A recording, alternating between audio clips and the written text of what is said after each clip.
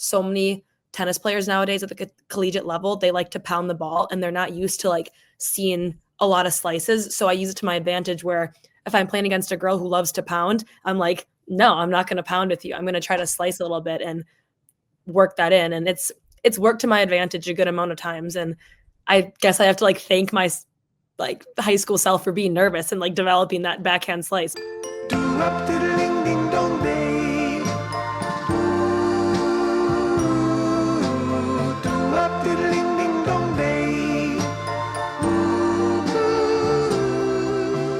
Welcome back to Backyard Tennis.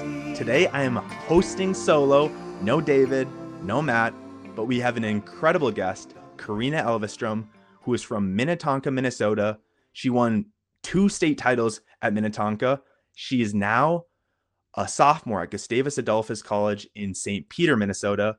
During her freshman year, she won the ITA singles and ITA doubles titles for the Midwest Regional. She repeated. She did it again her sophomore year, along with winning the Female Athlete of the Year for her freshman year at Gustavus. Super excited to get into it with Karina Elvestrom. Thank you so much for joining. We were trying to schedule a date over the last couple of weeks, but finals were in I was in your swamped queue. with finals. Yeah, I was. And now super busy. During winter break, you got a little time set aside, and is there any like Christmas movie or anything that you're excited to watch over your holiday break? Oh, that's a really good question. I wouldn't say I'm like a huge Christmas movie fan where I have like 20 lined up to watch, but I like a good like Elf or any of like the Santa Claus movies or the Polar Express. I would say like those are kind of like my top 3. I've already seen the Santa Claus, so probably the Polar Express is my answer. I'm excited to watch that before Christmas. When I was writing down the questions, exact same lineup. I had Elf, Polar Express, and then Home Alone. Home Alone is good too. Yeah, I like Home Alone. Sometimes I just feel like it's overplayed. So I'm like, I don't want to watch that. I want to watch more of like a unique one, but it's a good movie too. That's fair. How'd finals turn out for you? They went pretty well. I was busy in like 2 of my classes with stuff. And then my other 2 classes, I kind of got done with the semester in like early December. So it was mainly just like 2 classes that I really had to like lock in on and get stuff done. But once it's done, like it's done. And now it's like, I have a fresh new semester coming up. So it's nice to just like kind of get it all done with. In your, at least online, it says you're a business major. Do you have a minor as well? So yeah, I'm business management major. And then I was going to do a Spanish minor, but I recently decided to major in Spanish. So now I'm double majoring in Spanish and business management. I'm not sure if I'm going to do too much with my Spanish major, but I was in like the Spanish immersion program all throughout high school, middle school, elementary school. So I wouldn't say I'm like, I would say I'm pretty fluent. I wouldn't say maybe I'm bilingual, but I was like, I just want to major in Spanish, see if it gets me a little bit ahead in my career in business. I feel like it couldn't hurt. And I love Spanish too. So I was like, if it's a couple more classes, I want to do it. I love that. I love hearing that because I was a business major in college, really? along with Spanish as well. And I would say very similarly to you, like I wouldn't say I'm fluent in Spanish, but definitely conversationally, I would say like advanced level. Yeah. Like if you were dropped in Mexico, you'd probably be able to be okay. Or Spain. Yeah. Yeah. And that's where I studied was in Spain. Do you have any aspirations to study abroad during your time? Like my first answer would be yes. I would love to go study abroad for probably not 4 months, but maybe like a J term or a May term for a month. But it's just really hard with tennis because we have a fall and a spring season. And I couldn't imagine like missing 4 months on like in the fall or the spring. So I think it'd have to be maybe next summer. And also in May, that's like our May term, J term, but we're still hopefully in season in May if we make it to the NCAA tournament. So it just is really, really challenging. I think I'd maybe try to study abroad one summer, not this summer, but the following summer, but it might have to be like a post-college type of vacation / study abroad. We'll see. But I would love to go to Spain and study. Yeah. So would Spain be your top choice, or would you want to go to like Mexico or something? I think Spain would be my top choice just because there's also many countries I'd love to go to around Spain. And I know like it's super easy to travel to like Germany or France or like England. So I think like that would be my number 1 choice. Plus I've been to Mexico a few times, kind of I kind of like not completely know the vibe, but I would rather go somewhere where I've never been, and I've never been to Europe. So that'd definitely be my top choice. Yeah, and I guess a little bit on the contrary to you, you're prioritizing the tennis over the study abroad. Yeah.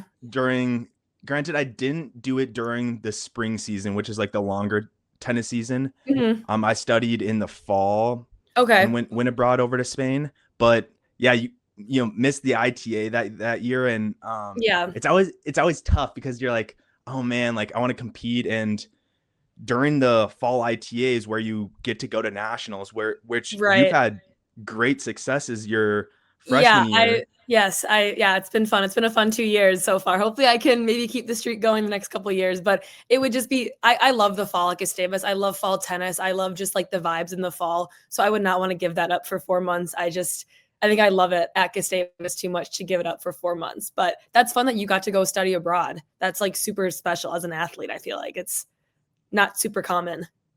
Yeah, but I mean, I think you do have that, like I guess you do get some opportunities that you wouldn't have got if you stayed. Like for example, like Oh, for playing on sure. red clay tennis. Yeah. I got hooked up with this dude named Jorge I would play with, every other week or so Yeah. over there. And you get to learn a bit about the culture, different surfaces, Yeah, and just it's fun if you random. actually got to play tennis too. I feel like I'd be nervous that I just would not pick up a tennis racket for 4 months, but that's cool that you actually got to play a few times or a good amount of times. Right.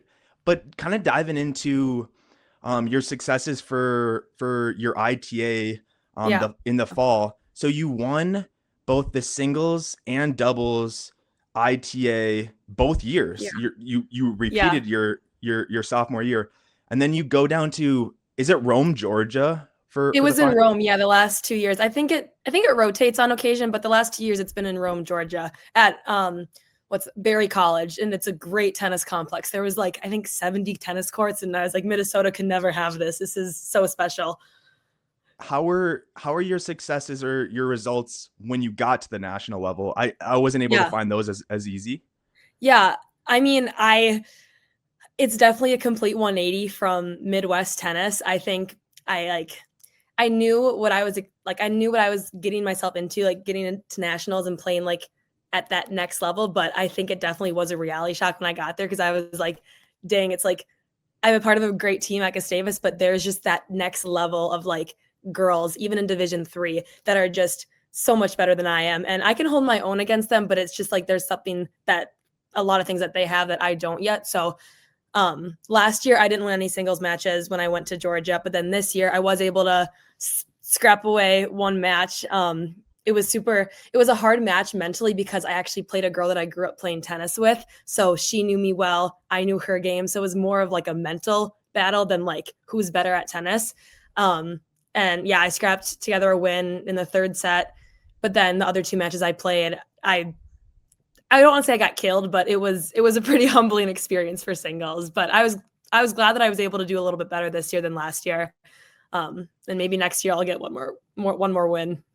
Yeah, or a couple more wins Or maybe. a couple more wins. Yeah, maybe I'll go 4-4 in singles.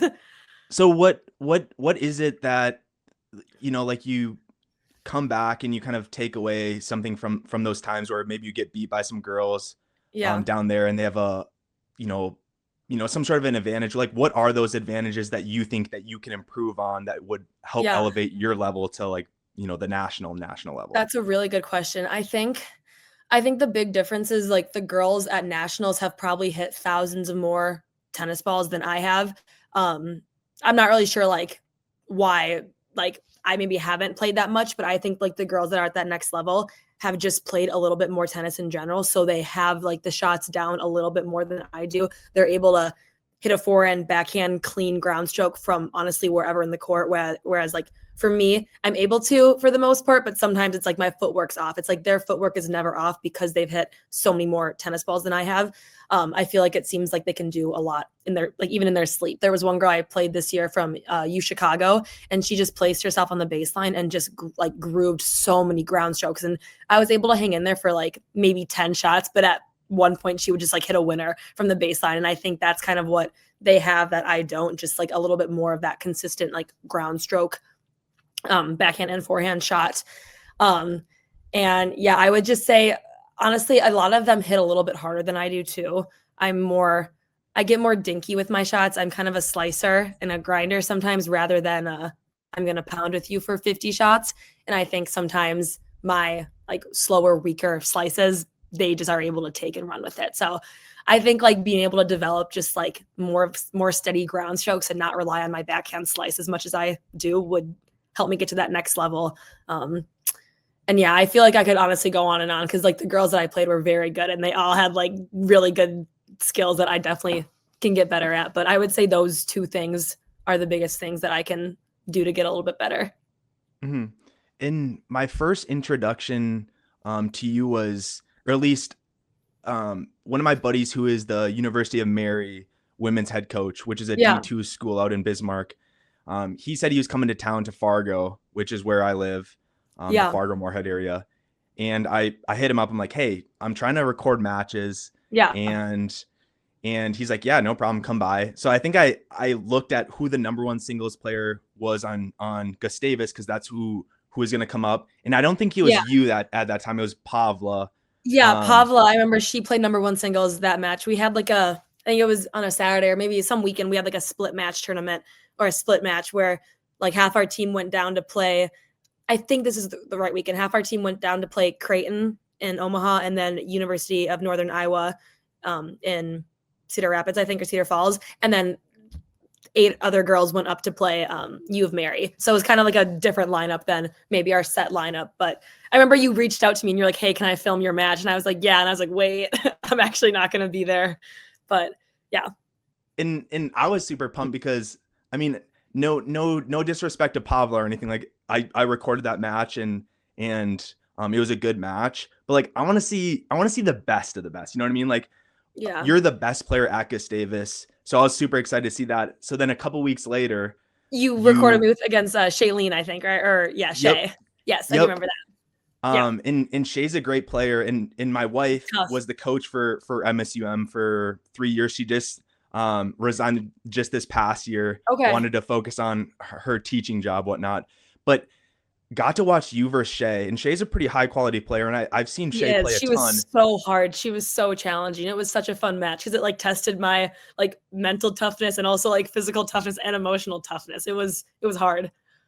But when you were kind of bringing up during your national run and your slices and chips and that was kind of my takeaway from that match. I'm like, wow, like Karina plays a little bit different than a lot of the other players that I've seen, where I wouldn't say it's like a chop, but like you're almost like, I do get a little slicey with it. It is kind of a chop. It's something that my coach is like, don't add too much like French pastry, like don't get too fancy with it. Just like it doesn't always work, but when it works, but it's something that you don't see too often for sure.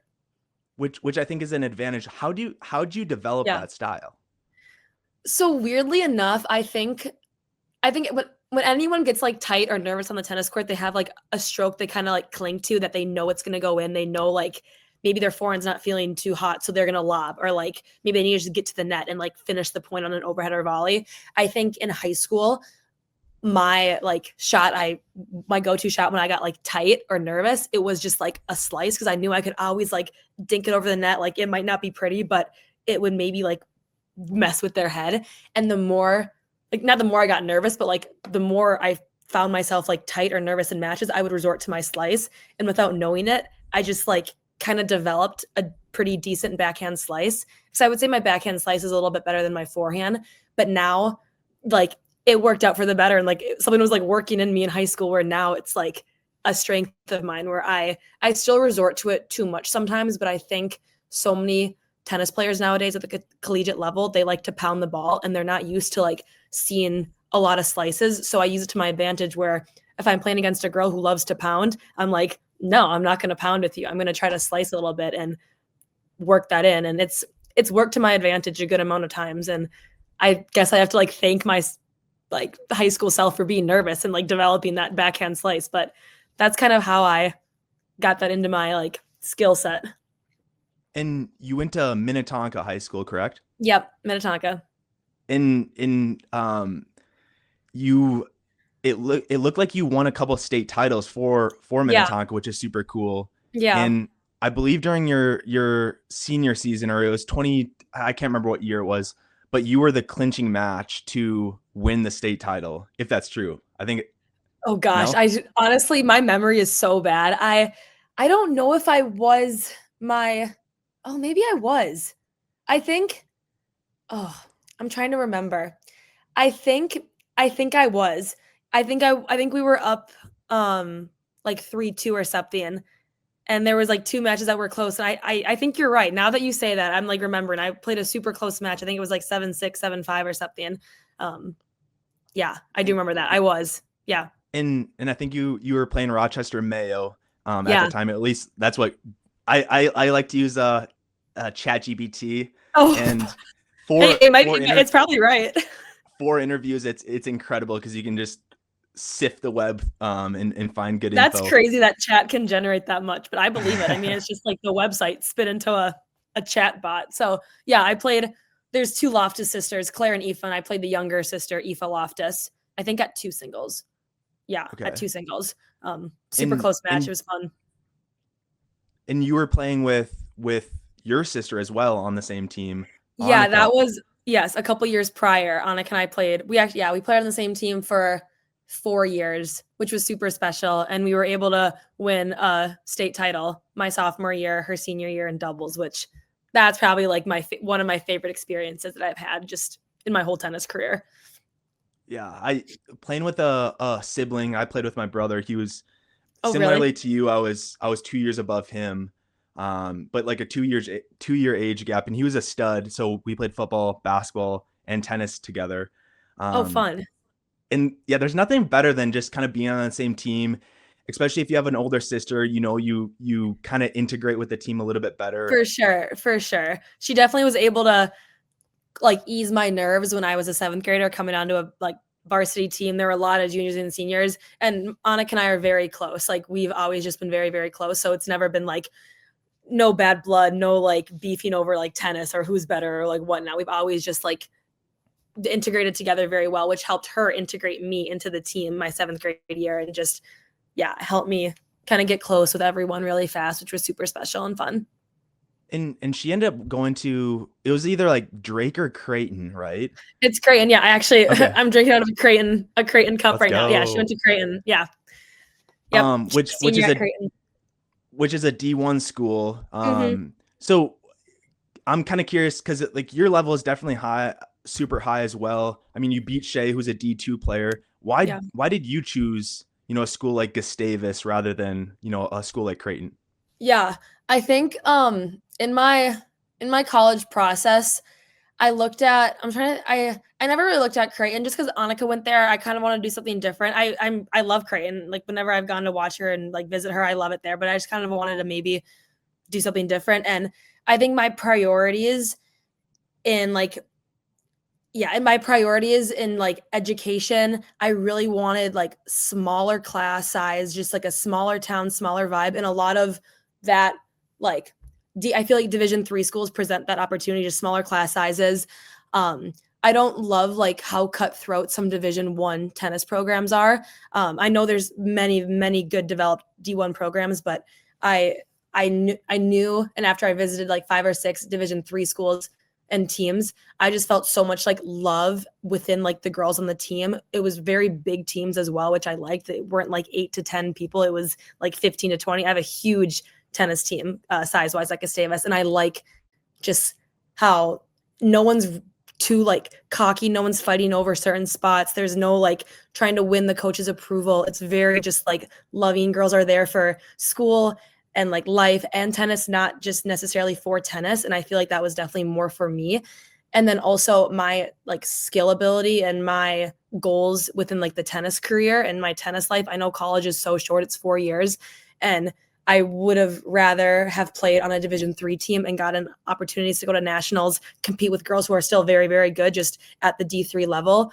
I really wanted that over playing maybe mid to low level D1 or like not playing on like a high D1 team for 4 years. I really wanted to play tennis all 4 years of my college career. And like I said, get the chance to like fight for a chance to go to nationals, or just have that opportunity. And I think with my skill level and where I was at, there's so many good girls in Division 1 and Division 2 and even Division 3 where I knew like I love tennis. I know I'm pretty decent, but with like Division 1, I just would have been a small fish in like a really, really big pond.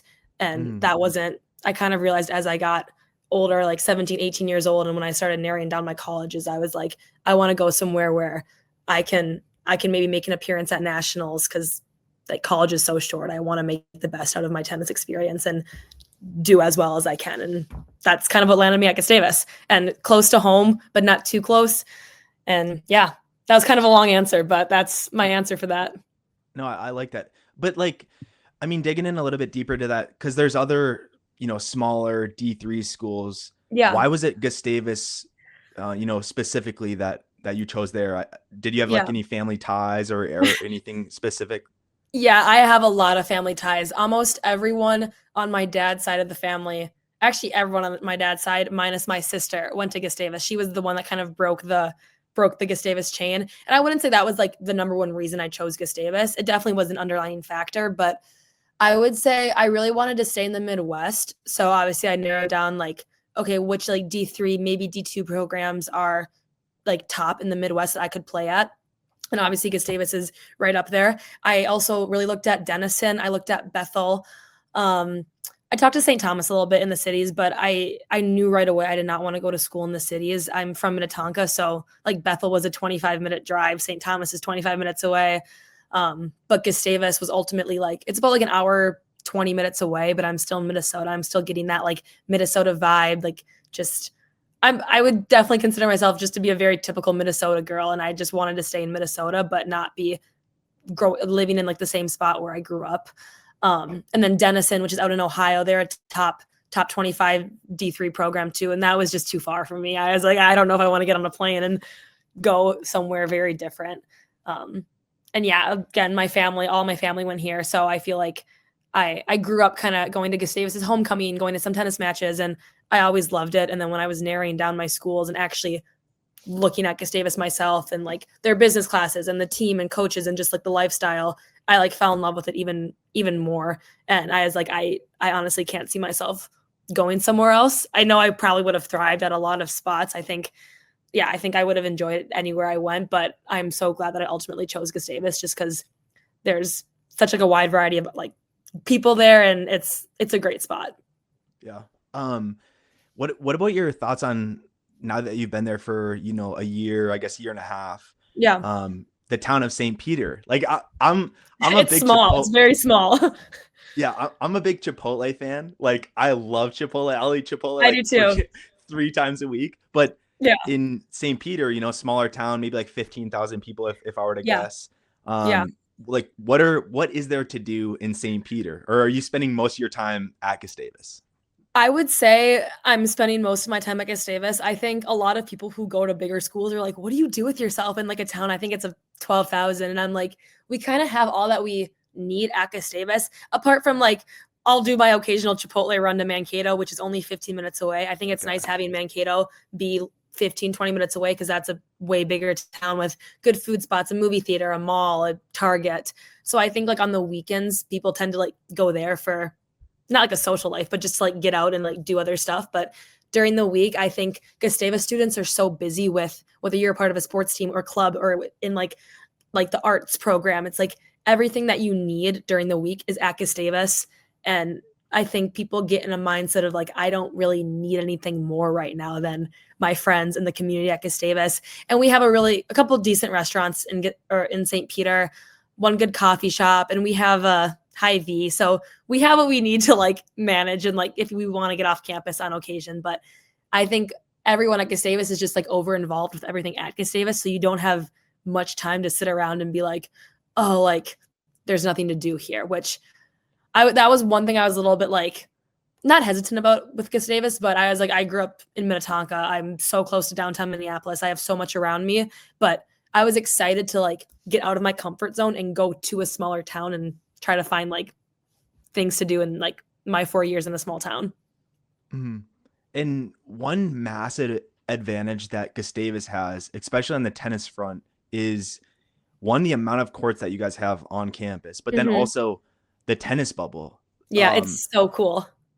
It's I mean, it's the biggest advantage that you can possibly have is having an indoor, tennis facility on campus, like literally like within walking distance. And that was actually one of my, not like top reasons to choose Gustavus, but that was definitely my top 5 reasons as to why I wanted to go there. Because if I've only played tennis for 4 more years, I want to be able to have access to tennis courts all 4 years, whether it's negative 10 degrees or whether it's 90 degrees. And Gustavus has that with the bubble and the outdoor courts. Are you able to get court time pretty easily, outside of, the season? So you can go and kind of Gustavus students kind of have priority. We know like the 1 or 2 nights or days where people like not outsiders, but like outside people come in and play. Like on Sundays, there's drills from 11 to 5. So tennis play, I mean, the men's and women's Gustavus tennis team, they don't really go in on Sundays. And then some evenings people like come in for lessons, but most times we get priority when we want to hit. And like during our seasons especially, we never have a hard time getting court time. November and December, it's a little bit harder. That's our off season, and that's when maybe there's more like tennis lessons from people in St. Peter or like Mankato coming up. But I've never had any trouble getting a court time all 9 months of being at Gustavus, which is really, really nice too. Mm-hmm. And one thing that I like to do to get better at tennis is play actual matches. Yeah. But for yourself, you're the number 1 player on the women's team. You have been for 2 years now. Yeah. Is it tough for you to like find competition, or are you trying to like play against the guys as well? Or are you like, who do you play with? Yeah. Like, so in the off season, November, December, I play with a very wide range of people. I think even though I did play 1 singles and I do play 1 singles for the tennis team, the rest of the girls on my tennis team are all very good people to hit with. I'm also not looking to play matches every single day and like try hard every single day. Sometimes I just want like a good 45-minute hit. So I'll literally text or call any of my girl teammates and anyone will give me a very good 45-minute hour hit.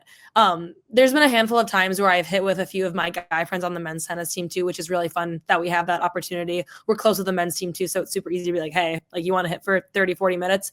But yeah, I would say, although like I do play 1 singles, like the other 20 girls on my team are all like, I'm very competitive with them as well. And like on a bad day of mine, like someone could beat me, you know what I mean? Or like vice versa as well. I think it's nice that we have such depth to our tennis team. And it's nice that we have so many girls too, because there's so many girls with different skill levels as well. So it's like, oh, I want to work on my return against someone that has a huge serve. I'm going to go hit up so-and-so on my team. Or this person is a grinder and doesn't miss. They might not be wildly good or hit hard, but it's like, I want to work on my consistency. I'll go hit up this person. So I never have a hard time finding people to hit with at all. And there's also ball machine options. So if I'm ever just like, I want to groove my ground strokes for 30 minutes, I can go do the ball machine.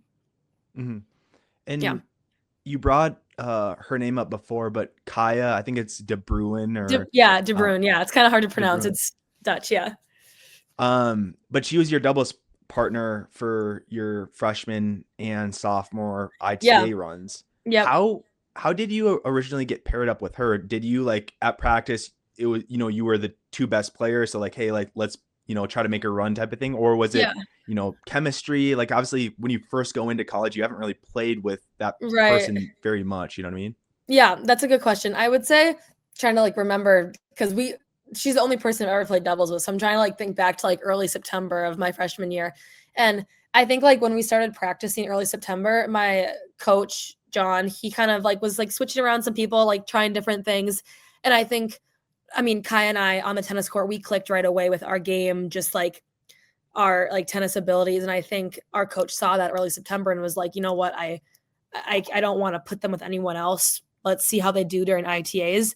And I think ITAs is ultimately what got us even to that next level. We faced like adversity. We like had challenges within like matches, and we really got to know each other's game during ITAs.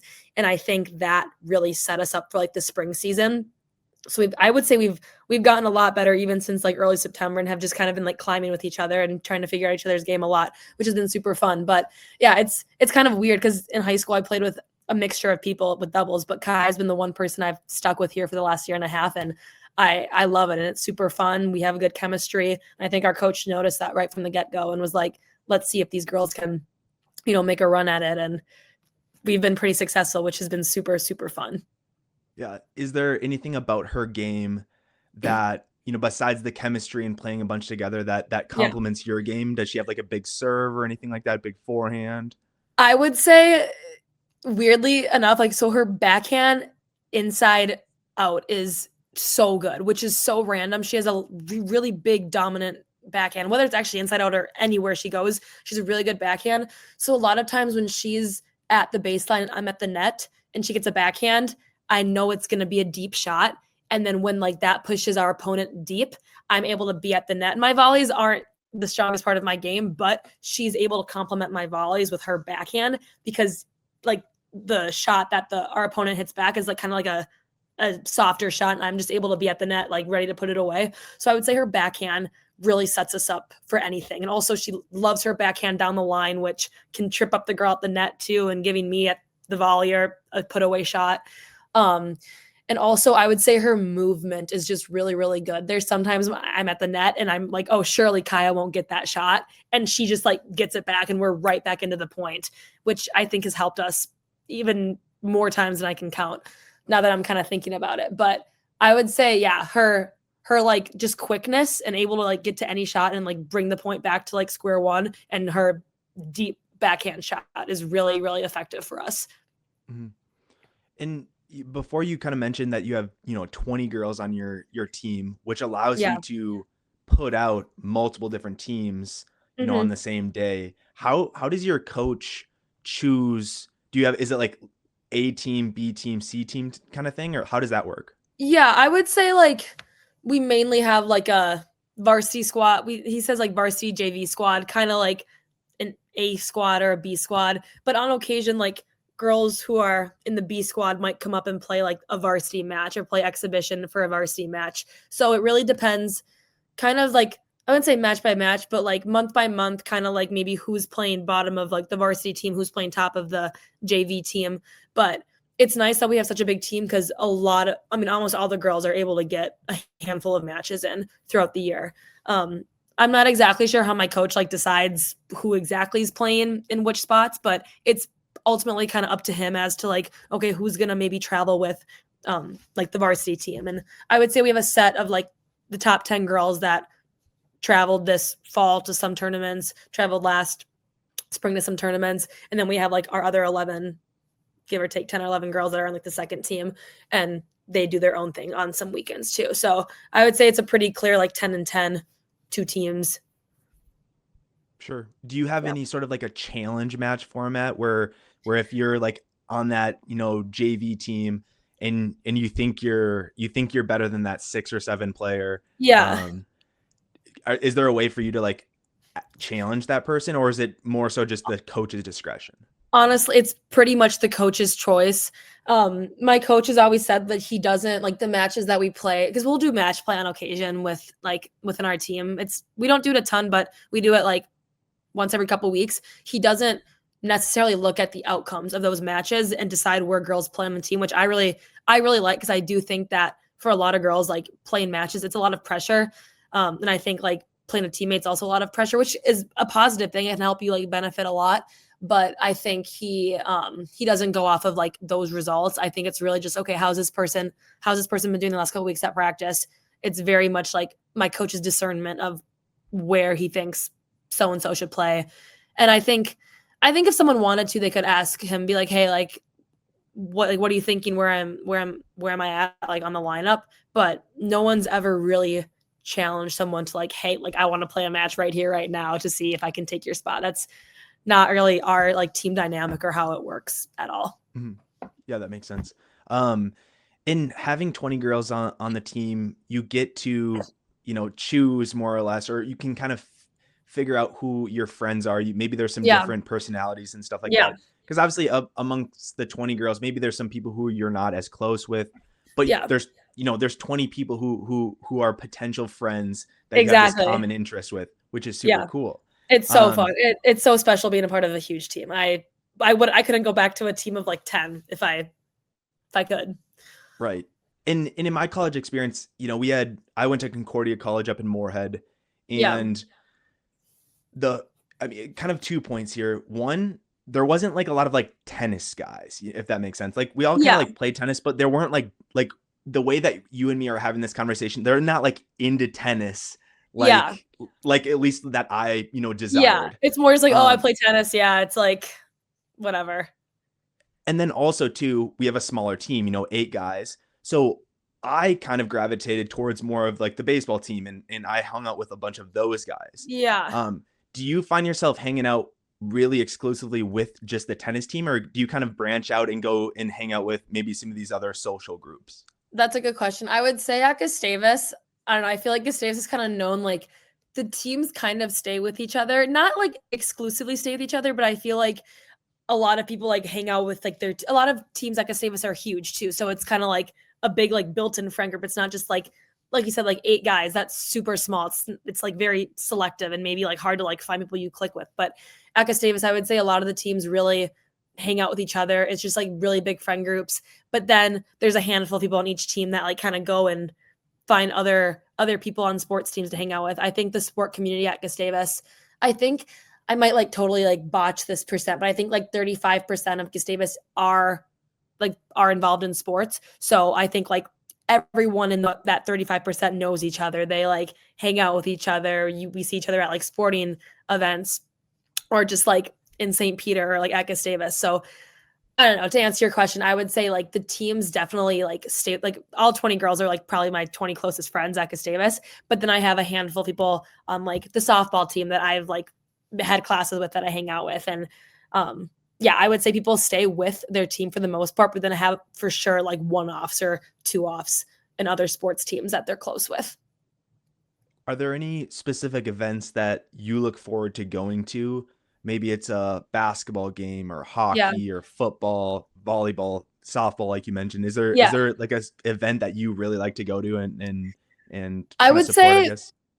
I would say I really like basketball. I would say it's hard to get to like every single game because it's during like the weekdays and it's hard. But I would say when I get the chance to go to a basketball game, I grew up playing basketball. I played up until 7th grade or 6th grade. And so any chance I get to go watch a women's or men's basketball game, I try to watch. Sometimes I'm too busy to go, but yeah, I love watching basketball. And then also women's volleyball. We have a really good team at Gustavus. They made it to the NCAA tournament. So super hype games, super fun to watch. I feel like the vibes are super good. So I would say volleyball and basketball, I really try to go watch. Football, not so much, just because like football, I don't know, there are seasons very similar to our fall season. So I never get the chance to go to football games, which is kind of surprising because I feel like that's the big thing that people like go to at college and stuff. But I would say for me, it's basketball and volleyball. And one also thing about the Gustavus program is, you have 20, girl teammates, but then you also have on the guy side another 20 yes. guys. Yeah, it's like a friend group of 50 people, which is so unlikely and pretty rare, I would say. And I was watching, and he's actually been on this podcast a couple different times, but Gage Goal, who and then Tyler Hadorf, they've both been on before. I actually was watching Gage's a couple days ago to kind of see what this was about.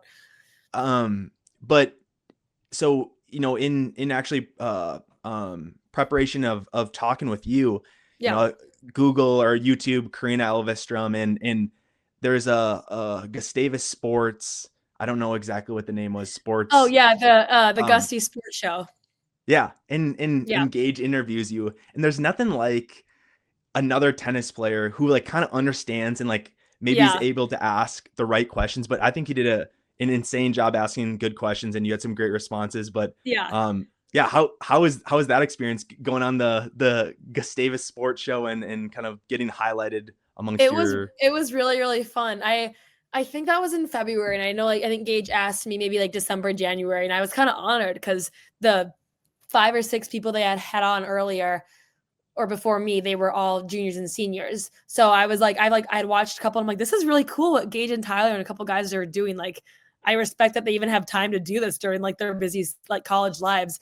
But I was like, this is super cool. Then Gage reached out to me and I was like flattered and I was like, oh, that'd be so fun. And going on was so fun. And like you said, it's really special talking to someone who also knows tennis. I think tennis is such like a niche sport and there's so many things that only tennis players get and understand. So someone else watching like the Gusty Sports Show, hearing my answers or hearing Gage's questions are probably like, what does he mean by like getting tight or like this pressure or like whatever. So it was fun to really like just have a conversation for 30 minutes with him. And it was super fun. And I played like a fun tiebreaker against a baseball guy too, which was just kind of a dumb, fun activity. But it was probably like one of my favorite things that I did last year. And it was fun to go back and like highlight my success in the fall because it was in February. So I kind of like got to like rethink about like my life in the fall and kind of talk about the future in the spring of like what is to come. And I rewatched it actually a couple months ago, and it was fun to hear what I said in February about my spring season. And actually now having had that spring season, I'm like, okay, I kind of like foreshadowed. I kind of was able to like, I don't know, make a prediction of what would maybe happen. Yeah, I love that. And you kind of brought up before, but in the, non-tennis people don't always get like the mindset of a tennis player. There was a clip that I saw recently where it was Arina Sabalenka, who was the #1 women's player in the world for tennis. She was on Jimmy Fallon, and he had asked I think I did see, maybe not this clip, but I saw like clips of this. Yeah. And yeah, he had asked her, are you always present, in the match? Or do you start to think about other things? And she was like, no, like sometimes like I'll think about, the dinner reservation after and making sure my team like got that dinner reservation. And like, you could tell Jimmy Fallon like didn't get like, he's like, what do you mean you weren't thinking about tennis all the time? But as a tennis player, I'm like, no, like that happens a lot. Maybe not necessarily a dinner reservation, but you start to like think about just some random thing. I agree. Yeah. Where you like got to like pull yourself back into the match and really, really focus. Is there anything that you do to kind of improve your mental, ability on the tennis court to like stay present on the tennis court? Yeah. I feel like I'm kind of like a weird, not like an exception, but I'm not too, I would say I'm focused on the tennis court, but I don't have like, I'm not like a pre-match ritual type of person or like an in-match ritual person. I'm not like crazy, like dialed in on like, I need to win this match, like right here, right now. I would say like the first thing that comes to my head is I usually try to go back to like the backstop after each point, not necessarily like think about what went wrong, but just like touch my racket to the backstop. If I'm like thinking like thoughts about like things that aren't tennis, I'm like, okay, Karina, like just lock back into the tennis match. I feel like tennis is a very individual sport unless you're with like a doubles partner in a doubles match, but I think it's super easy to have your mind wander, especially like when you're just on the court alone for an hour and a half. It's like you have a lot to think about when you're just alone for an hour and a half. But yeah, I would say I really just try to go back to the backstop, take that extra 10 seconds if I need to. And that's kind of like the main thing that I do. And really just, I try to forget about previous points. I feel like that is kind of killer for a lot of tennis players when they dwell on points over and over again that happen. Like, oh, I lost that like 3-3 deuce point that previous set. It's just like, I think I do a very good job of like, I snap, get rid of it, and then it's on to the next point. It's like, I can't change what happened in the past. And I would say that's another thing that I do kind of as like something like refocus my brain, just snap out of it and think about the point I'm in right now and not the dumb overhead I missed at the bottom of the net like 5 points ago. Mm-hmm. Is there something that you do, obviously you're talking about kind of like in the match and what you're doing, maybe if those, thoughts or maybe like the routine, but like, is there stuff that you do, outside the court, like to prepare your brain or like visualize anything like that? Honestly, I don't have something. I do like to like not sit in silence, but I sometimes just like to like be alone for 5 minutes and just like really like get my mind together. Sometimes I get stressed out if there's like 10 people around me before a match, especially if it's a big match. I'm just like, okay, like I just need to be in my own head for 5 minutes, whatever that looks like. This doesn't really relate, but I also love to chew gum when I play tennis, and also before a tennis match. I would say 90% of the time I chew gum. And I don't know if it's like a concentration thing, but I think it just like kind of takes my brain sometimes back to like, okay, like I'm chewing gum. It's not like it's something to like think about.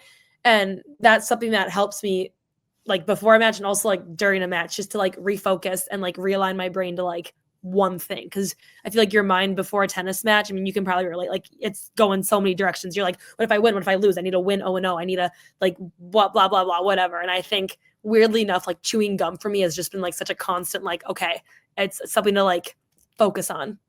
Mm-hmm. And, obviously the mental side of tennis is a big thing, but what about the equipment side? Do you have a specific racket that you use, a specific grip that you use? I mean, I just use a Babolat. I'm so bad with like racket names. I should know my racket way better than I do, but I just use a Babolat racket. I've been using Babolat for the last, I think like 6 years, maybe 5 or 6 years. The longest time I can remember, I've been using Babolat. And I would say I really like just a good Wilson white grip. I don't like the kind of crappy grips with like holes in them. I don't like a black grip or a blue grip or a pink grip. I need a white grip before I play a match. I'm really bad at re-gripping my racket before matches. That's something I definitely could work on to like have like a better maybe like feeling in my hands or like racket feeling. But I would say I really like a good just crisp Wilson white grip that I use. And then tennis shoes, I got onto K-Swiss, which you've probably heard of, and I've been using K-Swiss the last about 4 years, and now I don't think I'll ever be able to go back to anything different just because I know how well I like the shoe. And it's not really like a superstitious thing, but I just think I'll never go back to anything else because I'm so used to like a K-Swiss shoe. Mm-hmm. Yeah, when I was younger, I would drag my toe, so I would Really? just crush shoes. So I'd have to find a toe that would be able to kind of like, because I think on my serve I kind of slide my foot a little bit. How fast did you like go through your shoes? Like how often did you have to buy a new pair? Well, I mean, you realize pretty quick that when you go through, I mean, it was like, I swear it was like 3 weeks. That's Was crazy. that first shoe? I'm like, okay, can't use that shoe. And then you find Yeah, one that has like, okay, like I need one with a massive front toe. right. So for the longest time I used the Prince, I think it was like Prince T22 was the shoe. And it was a really, Okay. really heavy, blocky shoe. Like it definitely slowed me down a little bit. And I would maybe like 6 months, every 6 months, Okay. would be kind of at least my thought. I would say that's pretty good, especially for a guy. I know guys like slide so much, and I weirdly think guys blow through their shoes faster than girls do. But 6 months is a very long time to have a pair of shoes, I feel like, for tennis. Because I remember Tennis Warehouse used to do that program where if you wore through your shoes, you could like send them in, and then they would send a replacement Yeah. thing. So I I would yeah, always get two for the price of one. I'm that's sure that cool. it was Yeah. included in the price, but Do they still do that? I should look into I that. don't know. I don't know. It Because that'd I, be I nice. definitely got two shoes every single time I bought one shoe. So Yeah. or I should say one pair of shoes. But what about string tension? Is that something that what your string tension is? Yeah, I know I would say my string tension's about a 53 or 54, and I use either RPM Blast or Black Magic, but I'll be honest, I don't know like too much about what that means. I have a couple girls on my team that string, and I just give them my racket once it snaps, and I'm like, they know like 53, 54 RPM Blast and or Black Magic, and like a couple days later they have it back, give it back to me, and then I play, and I don't think I'm really bad at knowing like the technical stuff about a string or like a tension or what gives me more or less spin. I just am so used to my like style of play and like the strings I've been using, and I feel like that's just like has kept me like in a certain mindset about my like strings in my racket that I don't really need to learn more about different Mhm. strings or different rackets or tensions.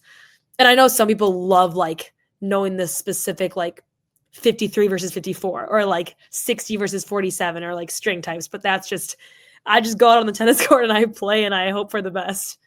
Yeah, I feel like I have a very similar thought as you. In like what you've been, or you're used to what you've practiced with and played with. So you Yeah, just kind of exactly. stick with the same thing over and over and over. And then if something happens, like I had really bad shoulder, elbow pain, you switch it up. Switch up the tension to Yeah, help. and I think me exactly. I think if I did start to have like not an injury, but like something bugging me, I'd be like, okay, maybe I need to like loosen my tension or something. But thankfully, knock on wood, I haven't had to think about injury prevention stuff yet. And I brought up Aryna Sabalenka a little bit before. Do you follow professional tennis? I do, but I wouldn't say I'm like, oh, I need to turn on this match right now and watch like every single US Open match. I would say like I love Sinner, and I feel like that's everyone's answer. He's like the best player right now. But I love to watch like a good match that Sinner plays, but I'm never like, oh, I need to watch Osaka versus like Sabalenka. And if it's on, I'll watch it for sure. And if it's the finals of a major, I'll for sure watch it. But I don't follow like people like that specifically with tennis. And maybe I should to like learn more and get better. But I would say like during the 4 majors, that's when I'm really dialed in. And maybe I'm on Instagram more, like looking at people's posts who are in the tournaments. But I really don't follow it enough to like sit down and analyze it for like 30 minutes. And I know some people do. It's just so fun to hear about like people like talking about the ins and outs of like Sabalenka, but that's just like, I don't do that. Mm-hmm. Yeah. In kind of brought him up before, but you know, Gage Goal, one thing that he kind of does that super interesting is he has his he talks about like football and stuff like that, where like first and goal. Yeah, he has like a YouTube account and Instagram. Yeah, I've seen that.